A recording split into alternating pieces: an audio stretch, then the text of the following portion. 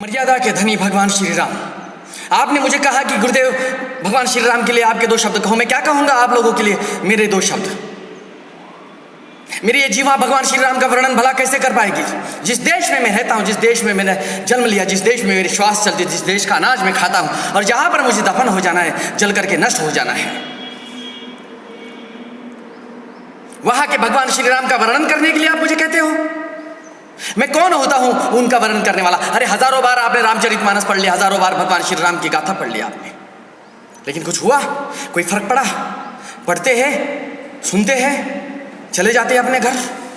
और भगवान श्री राम पड़े हैं वहां पर अयोध्या के मंदिर में, टूटे फूटे उस छोटे से झोपड़े में। लज्जा आनी चाहिए हिंदुओं को, डूब मरना चाहिए नेताओं को। राम मंदिर का मुद्दा उठा लिया। यह पाकिस्तान है या हिंदुस्तान है? हिंदुओं को लज्जा नहीं आती? कैसा न्यायालय है ये? ऐसे सुप्रीम कोर्ट के आदेश को मानने वाला भी मूर्ख है। कैसा ये सुप्रीम कोर्ट? अंधों की नगरी है ये। भगवान बैठे हैं वो चबूतरे पर तंबू में, और आप लोग आलीशान महलों में एयर कंडीशनर में बैठ करके भगवान श्री राम का नारा लगाते हो और उसके मुद्दे पर अपनी रोटियां सेकते हो। लज्जा आना चाहिए, डूब मरना चाहिए आप लोगों को। मुझे कहते हो भगवान श्री राम के लिए महाराज जी आपके दो शब्द कहो। मैं कौन होता हूं आपको शब्द का बखान करने वाला? जो परमात्मा का अंश है, जो परमात्मा ही है स्वयं, उसके लिए मैं आप लोगों के सामने मेरे शब्द का उच्चारण करूं? क्योंकि वो सुनने के बाद आप बाहर जैसे ही जाओगे भूल जाओगे। आप जैसे मूर्खों के लिए मेरे शब्द नहीं है। यदि आप लोगों को मेरे शब्द सुनना है तो जाइए पहले अयोध्या के उस मंदिर से उस भगवान को मुक्त कराइए, वहां पर उस मस्जिद को तोड़ दो, क्योंकि वहां पर बाबर पैदा नहीं हुआ था। जहां जल में थे भगवान श्री राम, वहां पर बनना चाहिए भगवान श्री राम का मंदिर।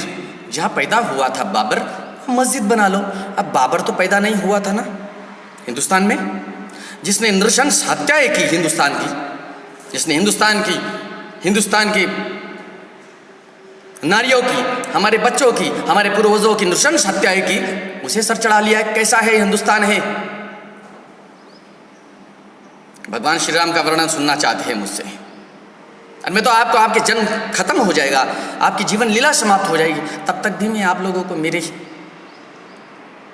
द्वारा भगवान श्री राम का वर्णन सुनाता रहूँगा। समाप्त हो जाएगी आपकी जीवन लीला, लेकिन मेरा द्वारा बखान किया हुआ भगवान श्री राम का चरित्र समाप्त नहीं होगा।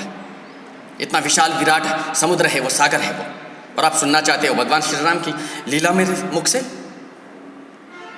यदि वास्तविकता में आपको भगवान श्री राम के प्रति लगन है, आस्था है, विश्वास है, और सच्चे हिंदू हो यदि आप, तो क्रांति की मशाल थामो, उठो और जाओ, लड़ो, आ जाओ सड़कों पर। क्या आपका रक्त मर गया है? क्या आपकी आत्मा षंड हो गई है? क्या आप नपुंसक हो, कायर हो? धर्म का जहां विषय आता है वहां पर आपका रक्त उछाल पर होना चाहिए। सिर्फ व्हाट्सएप फेसबुक पर चिल्ला चिल्ला करके कुछ हासिल नहीं होने वाला। मैंने भी बहुत प्रयास किया, लेकिन आवाज दबाई गई। यदि आप हजार लोग मेरा समर्थन करते हो, मैं नहीं कहूंगा कि आप मेरे साथ आ जाओ, अकेला ही शेर काफी होता है। मुझे पता है मेरे इस वक्तव्य पर कुछ लोग रिकॉर्ड कर रहे हैं, मेरे इस वक्तव्य को सुनने के बाद कुछ मेरे खिलाफ आंदोलित हो जाएंगे, आंदोलन कर लेंगे, कोई फर्क नहीं पड़ता है।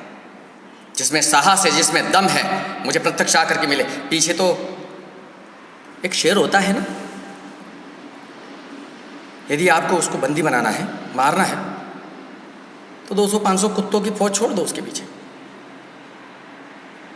परेशान होगा वो, लेकिन फिर भी सिंह सिंह ही होता है। मैं ये नहीं कहूँगा कि मैं सिंह हूँ, क्योंकि सिंह तो जानवर ही है आखिर, और मैं मनुष्य हूँ। तो मैं मुद्दे पर आकर के नई बात समाप्त करूँगा आपके साथ बात करते हुए। तो भगवान श्री राम के नारा दोबारा नहीं करेंगे आप मेरे सामने।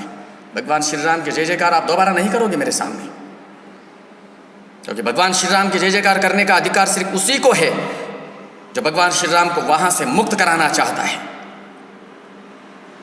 जिसके हृदय में भगवान परमात्मा निवास करता है, जिसके भगवान में श्री राम है। वो जाएगा और एक क्रांति घटित करेगा। एक एक ईंट से महल खड़े होते हैं। आप ये ना सोचो कि आप अकेले क्या कर लोगे। उठो, संग्राम की तैयारियां करो, लड़ो, डरो मत किसी से। ये कुछ नहीं कर पाएंगे हमारा। हिंदू साधुओं की साथ प्रताड़ना करने वाले इस सरकार को, वर्तमान सरकार की बात नहीं कर रहा हूँ मैं, वर्तमान सरकार भी षंढी जैसी दिखाई दे रही है, कुछ नहीं करती है।